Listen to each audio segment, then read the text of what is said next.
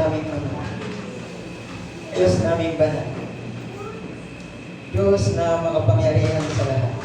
Salamat po sa araw na pinagkakalooban mo kami ng pag-iingat, pagmamahal, Panginoon. Salamat kasi paulit-ulit namin nararamdaman ang mga pagpapalang mo. Kahit nakikita namin, nararamdaman namin ang aming kakulangan, nandiyan ka upang kami ay samahan. Panginoon, sa aming napagulay-gulayan salita mo,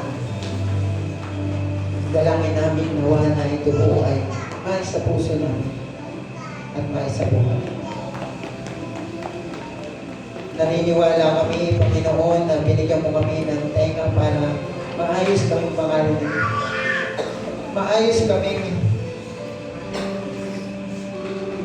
sumunod sa iyo.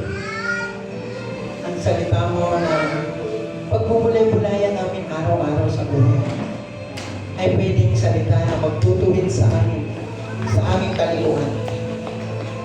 But Lord, tulungan mo din po kami na abutin ang aming mga panganilan. Sa aming pagsunod sa iyo, meron lang kami mga challenges, trials, persecution. Naniniwala kami, Panginoon, na hindi mo kami pababayaan. Lord, mananatili po kami tapat kasabay ng mga pangako mo na mananatili ka din sa amin. Wala po kami ibang nais, Panginoon, kundi maramdaman namin ang pananatili ng iyong pangako sa amin at pananatili ng iyong pag-ibig sa amin. Panginoon, we pray na sa aming pansamantalang pag-iwalay mula po sa panabahan ito, patungo sa aming mga kanya-kanyang buhay, kanya-kanyang tahanan, we pray, Panginoon, na ingatan mo kami. Kasabay ng pag-iingat mo sa amin, ang pagyakap mo ng iyong mga basic sa amin. Panginoon, Ikaw ang pwede namin lapitan. Dahil sa pananatili ng iyong pag-ibig, naniniwala kami na mananatili kaming anak sa bisa ng iyong kapatiran.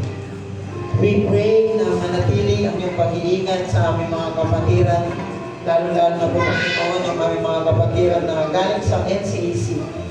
Dalangin namin nawa na patuloy mo silang kalingain, ingatan at pagpalan. Ganon din po sa amin dito, palabas ng panambahan nito. We pray na maisa buhay namin ito, ano man yung aming narinig. We put into practice. Di lamang po namin narinig, kundi gagawin, tutupanin at susundin. Maraming salamat po, Panginoon, sa dakilang awa at kabag, ang pag-ibig na namamalagi sa amin. Sumayin niyo nawa ang pagpapala ng Diyos Ama, ang pag-ibig na walang pakinangan, at ang walang humpay na gabay at patnubay ng banal na Espiritu simula ngayon at magpa sa walang hanggan.